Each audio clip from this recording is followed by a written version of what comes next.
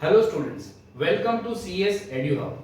आज के इस वीडियो में हम नेटवर्क एनालिसिस 3 का क्वेश्चन डिस्कस करेंगे, जहां पर हमें प्रोजेक्ट कंप्लीशन की प्रोबेबिलिटी फाइंड करनी है। इसे PERT का क्वेश्चन भी कहा जाता है, मतलब program evaluation and review technique. तो यहाँ पर हमें क्वेश्चन कुछ अलग तरीके से है, जहां पर हमें एक्टिविटी एंड प्रीसीडिंग एक्टिविटी पता है, अलॉन्ग विद दैट हमें टाइम ड्यूरेशन 3 अलग अलग तरीके से पता है, जो है optimistic, most likely and pessimistic. Optimistic time को हम स्मॉल a से डिनोट करेंगे, मोस्ट लाइकली को स्मॉल m से डिनोट करेंगे एंड पेसिमिस्टिक टाइम को स्मॉल b से डिनोट करेंगे। ये हमें फर्दर कैलकुलेशन में हेल्प करेगा।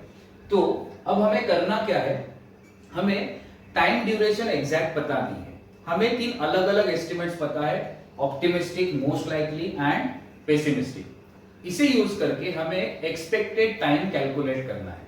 तो आपके लिए मैंने यहां पर एक कैलकुलेशन रेफरेंस के लिए बना के रखा है।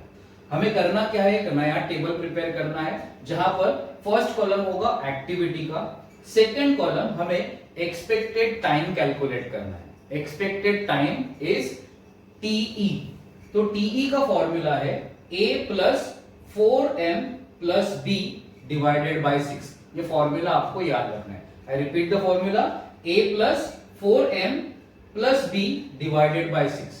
तो ये फॉर्मूला यूज करके हमें हर एक्टिविटी का एक्सपेक्टेड टाइम कैलकुलेट करना है, जो है टीई। तो हमने फर्स्ट एक्टिविटी जो a है उसके लिए कैलकुलेशन किया है, जहां पर फॉर्मूला के हिसाब से स्मॉल a मतलब optimistic time which is 3 plus 4 into 5 is the most likely time plus 7 divided by 6। तो आपका जो आंसर आता है वो 30 divided by 6, जिसका मतलब है it is 5। तो सिमिलरली हमने हर एक्टिविटी के लिए एक्सपेक्टेड टाइम कैलकुलेट किया है, ये है उसका आंसर। अब ये जो हमने एक्सपेक्टेड टाइम कैलकुलेट किया है वो हमें नेटवर्क डायग्राम में रिफ्लेक्ट करना है। तो यहां पर मैंने नेटवर्क डायग्राम ऑलरेडी बना के रखा है, आप इसे रेफर कर सकते हो। यहां पर हमने ये जो टाइम ड्यूरेशन लिखा है हर एक्टिविटी का, वो है एक्सपेक्टेड टाइम जो हमने कैलकुलेट किया है बाय दिस फॉर्मूला। आप नेटवर्क डायग्राम में देखोगे यहां पर एक डमी एक्टिविटी भी इंक्लूड किया है।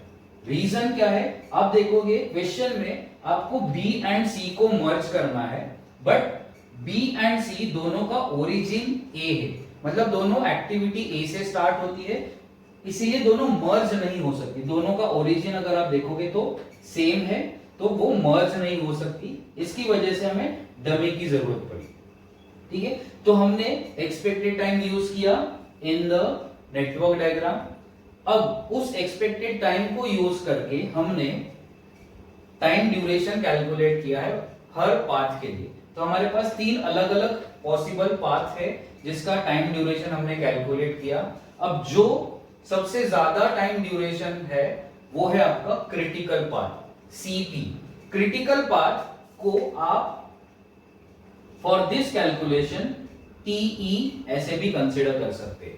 टीई मतलब आपका प्रोजेक्ट कंप्लीशन टाइम। इसका मतलब है आपका प्रोजेक्ट 24 वीक्स में कंप्लीट होगा। तो ये हमने कैलकुलेट किया। उसके बाद हमें वेरिएंस कैलकुलेट करना है। ठीक है, अब वेरिएंस कैसे कैलकुलेट करना है, वेरिएंस का भी एक फॉर्मूला है। वेरिएंस का फॉर्मूला है b minus a square divided by 36।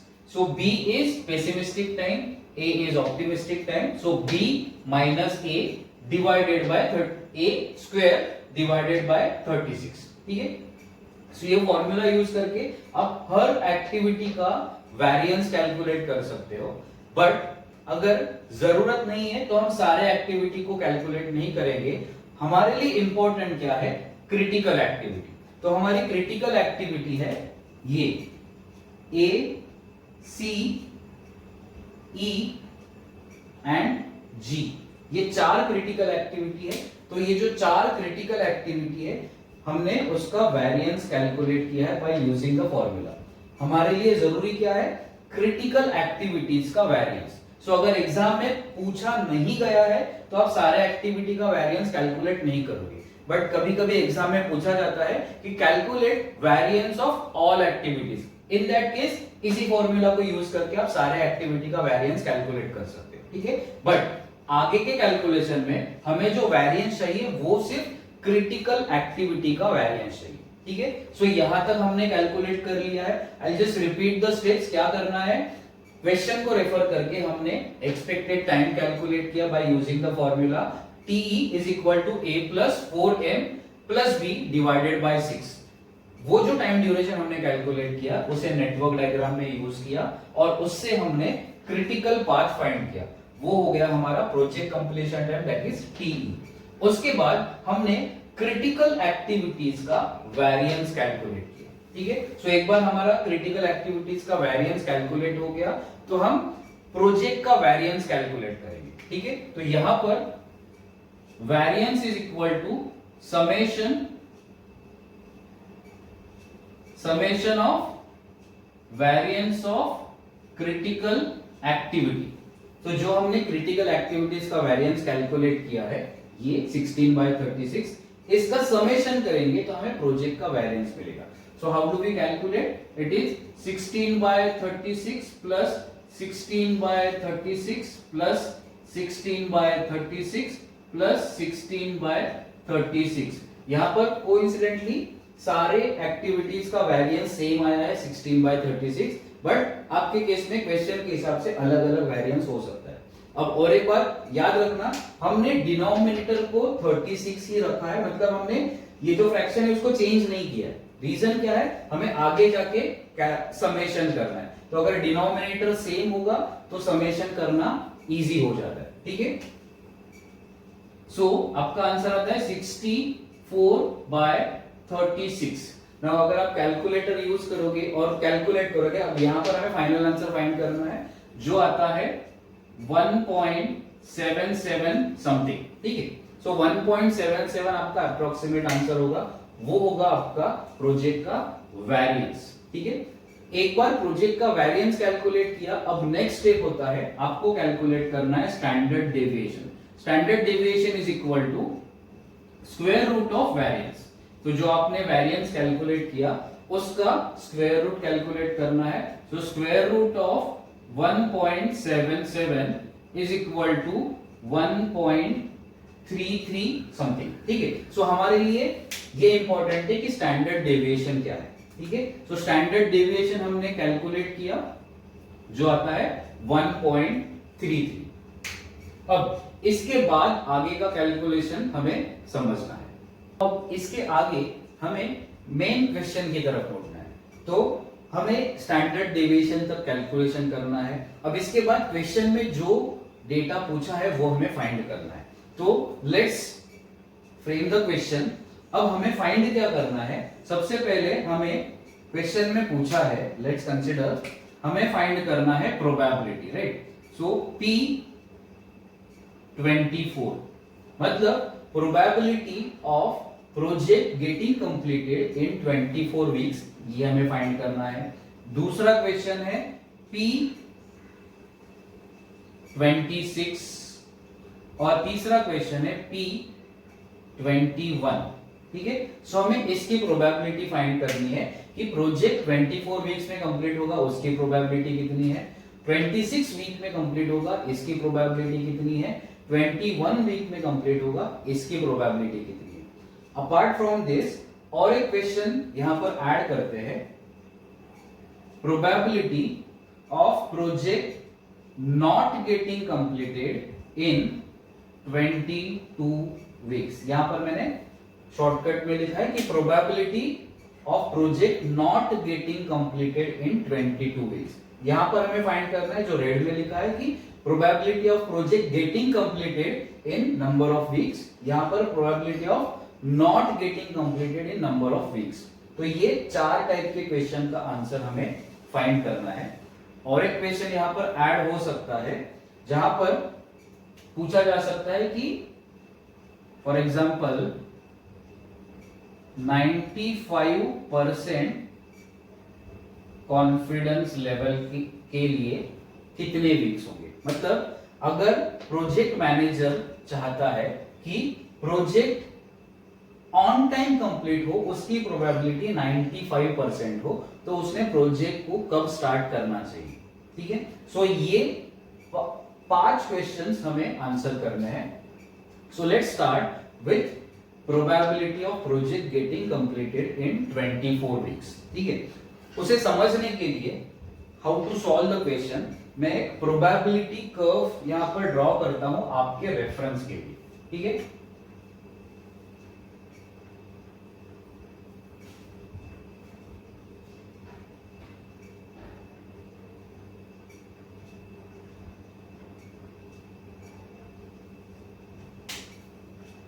तो ये रेफरेंस के लिए मैंने प्रोबेबिलिटी कर्व ड्रॉ किया है। यहां पर जो सेंटर में है, मिडल में जो लाइन है वो है आपका टीई का लाइन। टीई मतलब एक्सपेक्टेड कंप्लीशन टाइम, और TE since it is in the middle उसका प्रोबेबिलिटी होगा 0.5। सो जो एक्सट्रीम लेफ्ट है ये 0 से स्टार्ट होगा प्रोबेबिलिटी, एंड एक्सट्रीम राइट में प्रोबेबिलिटी इज 1। सो जो मिडल में है उसकी प्रोबेबिलिटी है 0.5। तो हमेशा याद रखना मिडल में आप टीई लिखते हो जिसकी प्रोबेबिलिटी होगी 0.5। अब टीई का मतलब है expected project completion time.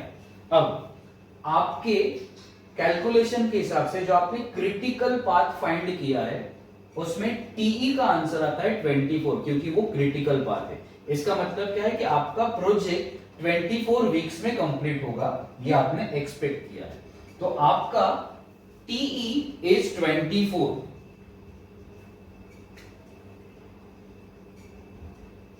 Right. सो इस कर्व के हिसाब से आपको समझ में आएगा कि हमेशा टीई जो आप क्रिटिकल पाथ फाइंड करोगे उसकी प्रोबेबिलिटी हमेशा 0.5 होगी। तो यहां पर आपको कोई कैलकुलेशन करने की जरूरत नहीं है, आप सिर्फ ऐसे एक कर्व ड्रॉ करके दिखाओगे जहां पर आप मेंशन करोगे TE is equal to 24, that is expected project completion time, जिसकी probability as per probability distribution curve is 0.5। Logic क्या है, आपका प्रोजेक्ट आपने एक्सपेक्ट किया है 24 वीक्स में कंप्लीट होगा। ठीक है, अब होगा या नहीं होगा 50-50% चांस है।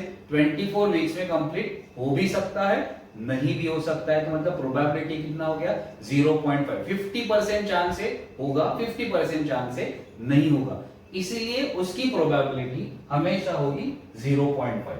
तो आपका ये जो फर्स्ट क्वेश्चन है इसका आंसर आपको मिल गया P24। P24 is expected project completion time. तो एग्जाम में एक क्वेश्चन तो ऐसा होगा कि जहां पर आपने क्रिटिकल पाथ जो फाइंड किया है उसी का प्रोबेबिलिटी पूछेंगे और आप सिंपली उसे आंसर करोगे, उसका प्रोबेबिलिटी इज 0.5। तो आपका फर्स्ट का आंसर मिल गया, इट इज 0.5। 0.5। अब आपको फाइंड करना है P26, मतलब क्या, probability of project getting completed in 26 weeks. Now 24 is in the middle. अब समझ लो इस कर्व को, 24 इज इन द मिडल। 26 कब होगा, यहां पे 0 से स्टार्ट हो रहा है, तो 0 डे से जब स्टार्ट होगा तो आगे जाओगे तो 24 के बाद 26 आएगा, राइट। तो हमें लेट्स कंसीडर 26 यहां पर कहीं तो है। ठीक है, ये जो लाइन है दिस इज फॉर 26, जिसे हम कैपिटल टी से डिनोट करेंगे। कैपिटल टी जो हमने कैलकुलेट किया है वो स्मॉल टीई, जो क्वेश्चन में पूछा है उस ड्यूरेशन को आप बोलोगे कैपिटल टी, और वो है 26। तो आपको 26 का प्रोबेबिलिटी फाइंड करना।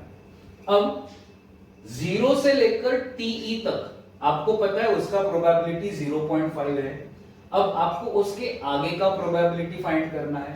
तो ये जो शेड कर रहा हूं मैं एरिया, ये जो शेडेड एरिया है 0.5 से लेकर आगे तक, यहां तक की प्रोबेबिलिटी आपको फाइंड करनी, राइट। तो अगर आपने इस लाइन की प्रोबेबिलिटी फाइंड की जो होगा 0.5 के आगे का एरिया, तो हमें सिर्फ इस रेड कलर में जो शेड किया है उस एरिया की प्रोबेबिलिटी फाइंड करनी है। ठीक है, एक बार वो आंसर मिल गया तो आप क्या करोगे, 0.5 जो ऑलरेडी हमें पता है 0.5 के आगे जो आंसर आता है उसको प्लस कर दोगे, सो आपको 26 का प्रोबेबिलिटी मिलेगा। तो हाउ टू कैलकुलेट दैट समझ लेते हैं। अब हमने ऑलरेडी वेरिएंस कैलकुलेट किया है, हमने ऑलरेडी स्टैंडर्ड डेविएशन कैलकुलेट किया है। अब हमें कैलकुलेट करना है z, ठीक है।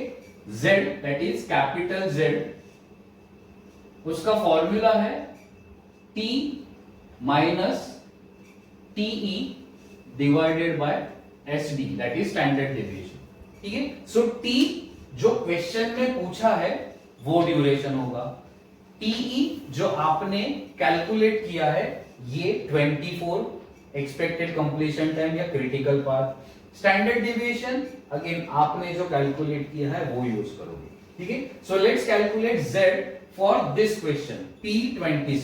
तो यहां पर क्वेश्चन में पूछा है 26, तो आपका जो कैपिटल T है वो हो गया 26।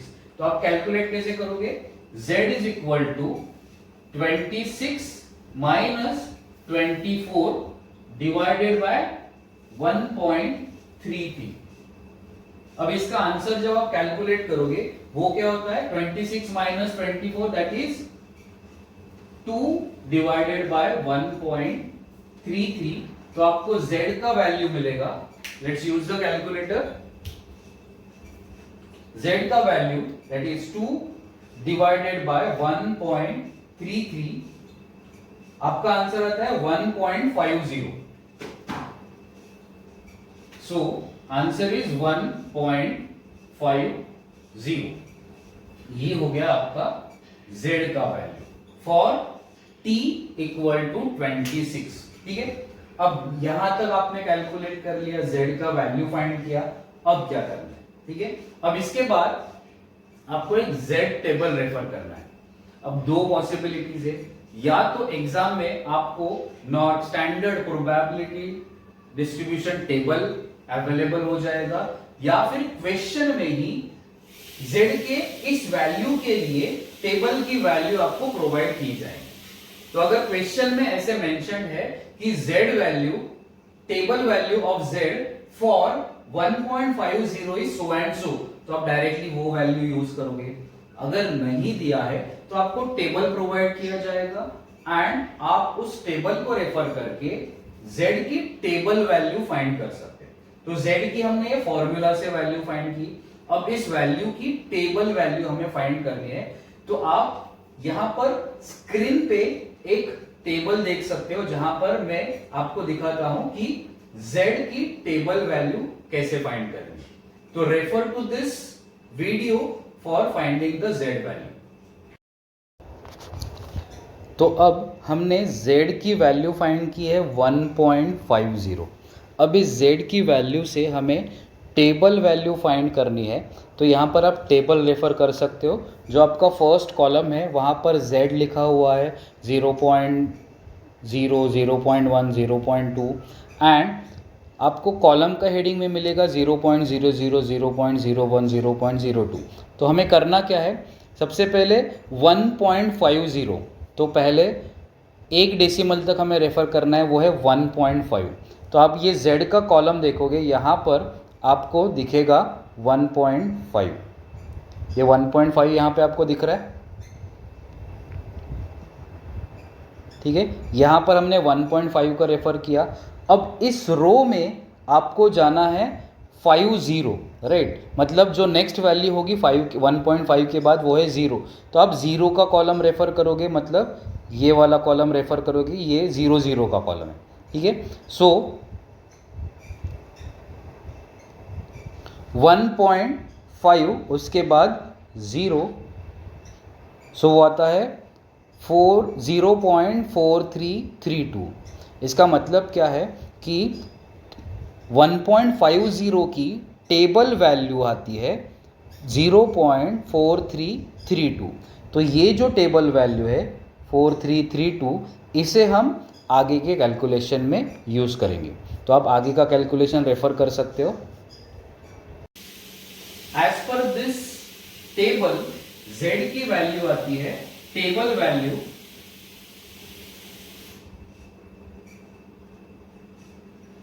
Z is equal to 0.4332।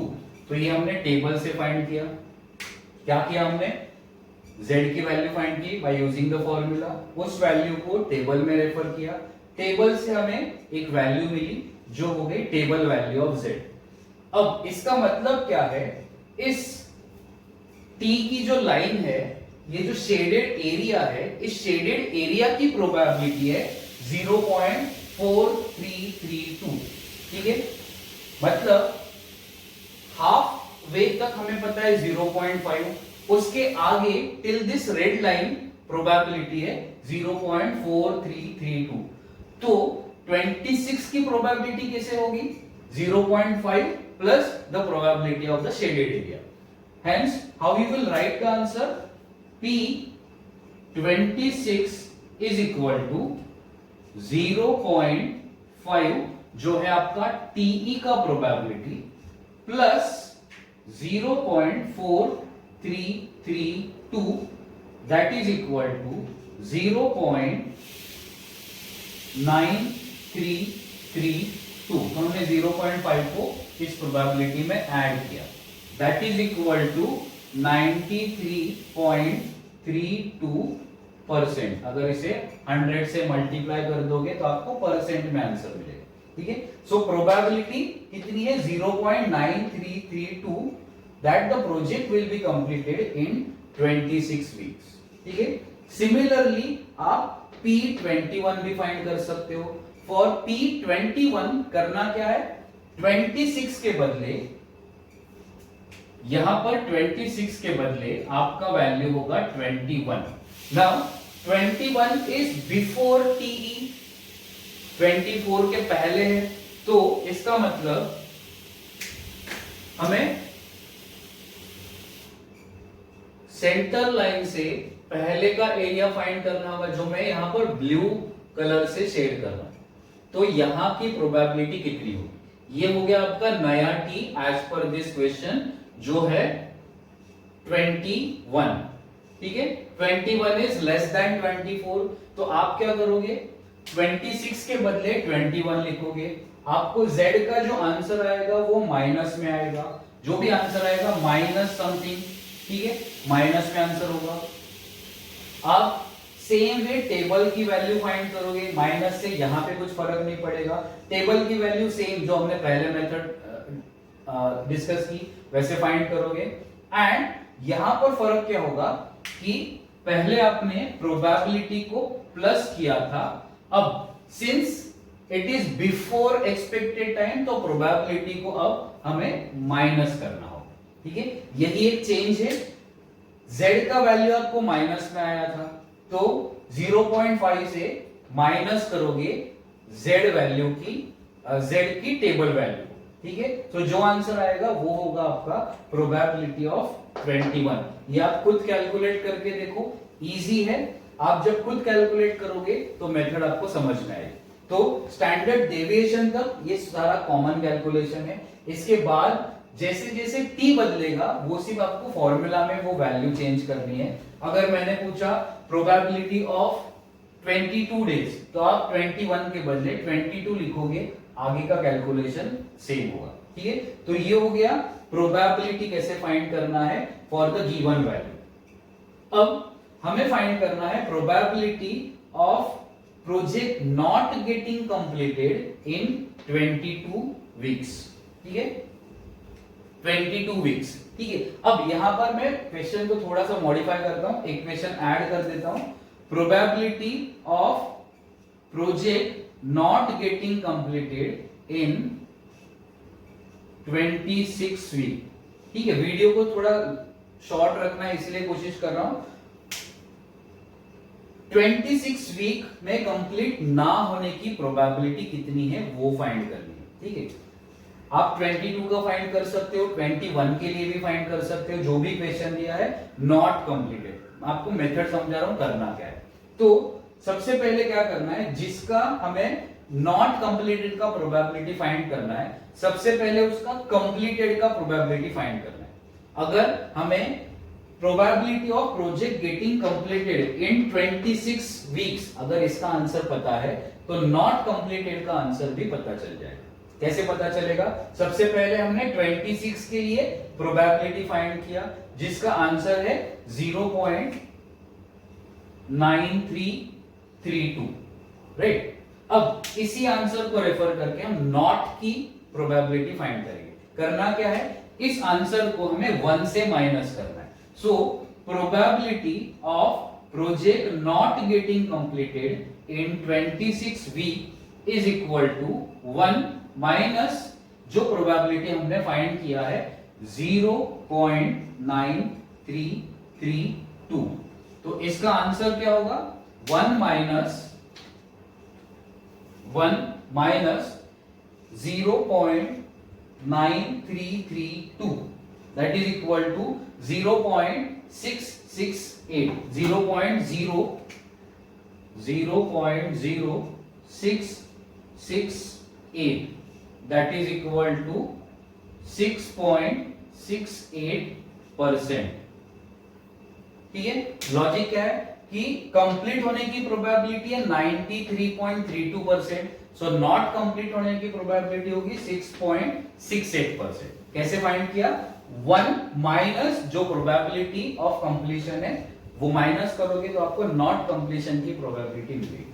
तो क्वेश्चन में कुछ भी पूछा जाए, probability of not completed in 22 weeks, 21 weeks, करना क्या है? पहले तो कंप्लीशन की प्रोबेबिलिटी फाइंड करनी है और उस आंसर को 1 से माइनस कर देना है, आपको नॉट कंप्लीशन की प्रोबेबिलिटी मिल जाएगी। ठीक है, सो दो टाइप के क्वेश्चन आपको समझ में आ गए। एक तो probability of project getting completed in a given duration, दूसरा probability of project not getting completed in the given duration. ठीक है, अब तीसरा टाइप का क्वेश्चन है जहां पर हमें 95% कॉन्फिडेंस लेवल के लिए नंबर ऑफ वीक्स फाइंड करने हैं। मतलब क्या है कि आपको चाहिए 95% डेडलाइन पे आपका प्रोजेक्ट कंप्लीट हो, तो आपने प्रोजेक्ट को कब स्टार्ट करना है। ठीक है, अब यहां पर रिवर्स कैलकुलेशन रिक्वायर्ड है। सबसे पहले कैलकुलेशन फॉरवर्ड वाला एक बार मैं रिपीट कर देता हूं, उसी कैलकुलेशन को रिवर्स डायरेक्शन में हमें जाना है। ठीक है,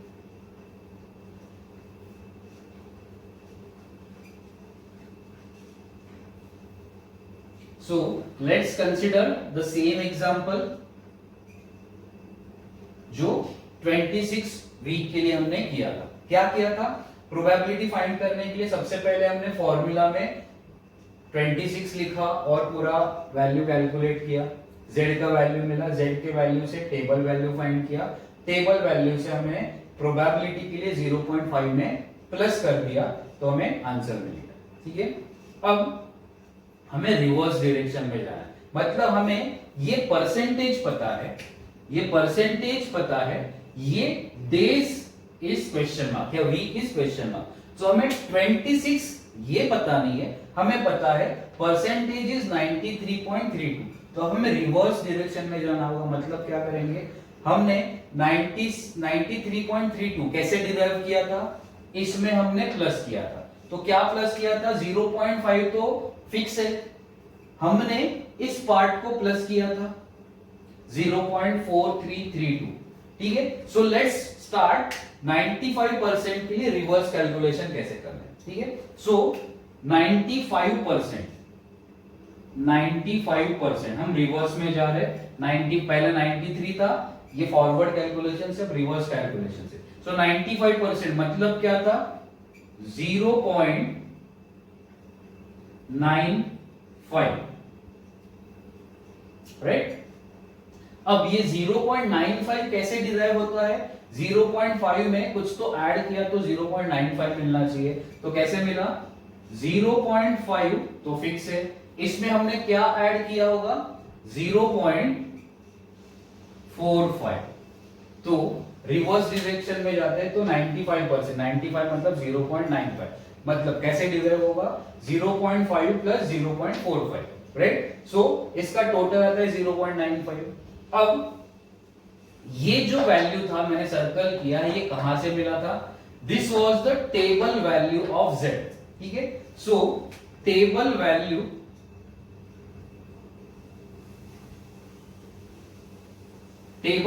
ऑफ z ये हमें ऑलरेडी यहां पर मिल गई है। ये हमने यहां पर ऐड किया था, अब हम ये यहां पर लिखेंगे, वो हो गया 0.45। ठीक है, अब मैं आपको समझने के लिए रिवर्स डायरेक्शन में लिख रहा हूं। आपको ये पूरा कैलकुलेशन ऊपर से नीचे तक लिखना है, मतलब you will start with 95 and उसके बाद कैलकुलेशन लिखते जाओ।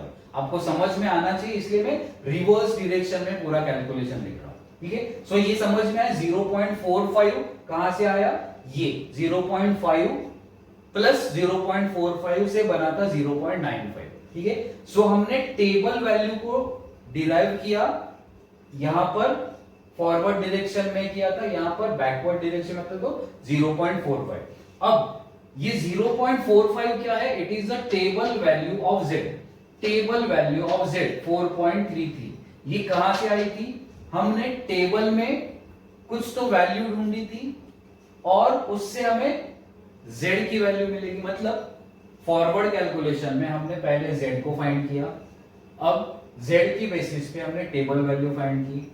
हमें उल्टा जाना है तो क्या करेंगे, 0.4 के बेसिस पे हम z की वैल्यू फाइंड करेंगे। ठीक है, तो उसके लिए अगेन स्क्रीन पर मैं आपके लिए वीडियो रन कर रहा हूं, जहां पर आप देखोगे 0.45 से हमें z की वैल्यू कैसे मिलती है। तो रेफर टू दिस वीडियो। तो अब इस पार्ट में हमें क्या फाइंड करना है, हमने रिवर्स कैलकुलेशन से हमने z की टेबल वैल्यू फाइंड की थी जो थी 0.45। ठीक है, सो हमने अब इस पूरे टेबल में 0.45 का क्लोजेस्ट वैल्यू को रेफर करना है। तो अगर आप देखोगे यहाँ पर 0.45 का क्लोजेस्ट वैल्यू क्या मिलता है। ठीक है, तो यहाँ पर आपको देखोगे यहाँ पर 0.4495 दिख रहा है, उसके आगे 0.4505। ठीक है, तो ये सबसे क्लोजेस्ट वैल्यूज है 0.45 की। ठीक है, सो हमें क्या रेफर करना है, हमें 0.4505 को रेफर करना है, ये 0.4505। अब ये कहाँ से मिलती है, तो रो है, ये रो है 1.6 की रो, राइट। 1.6 के रो में ये आता है 0.4505 एंड कॉलम है 0.05। ठीक है, सो आपका जो z की वैल्यू है वो क्या बनती है, 1.65। ठीक है, सो 1.6 ये आपको z के कॉलम में मिला एंड 0.05, तो ये आपको मिल गया z की वैल्यू। ठीक है, अभी z की वैल्यू को हम रेफर करेंगे for further calculation. Now based on the video जो हमने देखा, हमें पता चलता है कि z की value z is equal to 1.65, ये हमें z का वैल्यू पता चला। ठीक है, हमने 0.45 को टेबल में रेफर किया, टेबल से हमें z की वैल्यू मिली 1.65, तो हमें z की वैल्यू मिली 1.65। अब ये याद रखना, प्रीवियस कैलकुलेशन में z कैसे फाइंड किया था, बाय यूजिंग द फॉर्मूला। अब इस फॉर्मूला में हमें z की वैल्यू पता है, बट ये 26 क्या है वो नहीं पता है, तो हमारा फॉर्मूला कैसे बनेगा, z का फॉर्मूला है z is equal to t, this was t minus 24, तो हमें पता है टे 24 डिवाइडेड बाय स्टैंडर्ड डेविएशन भी हमें पता है 1.33। z की वैल्यू भी हमें यहां से पता चल गई, तो वी कैन राइट 1.65। तो अब हमें सिर्फ मिसिंग वैल्यू को फाइंड करना है। कैसे फाइंड करोगे, 1.65 is equal to t minus 24 divided 1.33। अब इसे आप सॉल्व करोगे तो आपको t का आंसर मिलेगा। t का answer is this 95% confidence. So let's find t की वैल्यू क्या थी। ठीक है, तो कैसे सॉल्व करोगे, 1.65 मल्टीप्लाई बाय 1.33, 1.65 मल्टीप्लाई बाय 1.33, जिसका आंसर आता है 2.1945। This multiply by this 2.1945। अब ये 24 यहाँ पे माइनस किया था उसे आप प्लस करोगे, तो आप करोगे प्लस 24, तो आपका आंसर आता है 26.1945। सो T इज इक्वल टू 26.1945। ठीक है, सो ये हो गया आपका 95% कॉन्फिडेंस, कि आपको अगर 95% कॉन्फिडेंस चाहिए तो आपका प्रोजेक्ट 26.1945 वीक्स में कंप्लीट होगा। ठीक है, सो ये आपका आंसर हो गया। अब अगर आपको ये फाइंड करना है कि टू एंश्योर 95% कितने वीक्स पहले आपने प्रोजेक्ट को स्टार्ट करना है। ठीक है, सो उसका आंसर भी यहीं पे आपको मिल जाता है 26.1945। इसमें से अगर मैंने 24 को माइनस कर दिया तो मेरा आंसर क्या आता है 2.1945, राइट। जो मैंने यहां पर मल्टीप्लाई किया था 1.65 इंटू 1.33, जिसका आंसर था ये, राइट, 2.1945। तो इसका मतलब क्या है कि अगर आपको 95% कॉन्फिडेंस चाहिए that project will complete in time, तो आपने 2 वीक पहले ही प्रोजेक्ट को स्टार्ट कर देना चाहिए। तो आपने जो डेडलाइन दिया है वहां पर 95% आपको कॉन्फिडेंस होगा कि प्रोजेक्ट कंप्लीट होगा। ठीक है, सो 2.1945 weeks early you should start with the project. ये हो गया आपका आंसर। आई होप ये आपको समझ में आया होगा। आई एम श्योर कि आपको थोड़ा सा कंफ्यूजन होगा ये पार्ट में 95% कॉन्फिडेंस। ठीक है, याद रखना ये रिवर्स कैलकुलेशन है। रिवर्स कैलकुलेशन, एक बार फॉरवर्ड कैलकुलेशन समझ में आया, उसी स्टेप को रिवर्स डायरेक्शन में फॉलो करना है। जब आप वो फॉलो करोगे आपको आंसर इजीली मिल जाएगा। ठीक है, अदरवाइज आप 3-4 क्वेश्चन तो इजीली आंसर कर सकते हो। एक तो है probability of T, probability of T is always 0.5। फिर उसके बाद probability of completion in any number of days और weeks and not completion in any number of days और वीक। ये तो आप कैलकुलेट आसानी से कर सकते हो। ठीक है, सो आई होप ये वीडियो आपको हेल्पफुल होगा। All the best for your exam. Thank you for watching this video.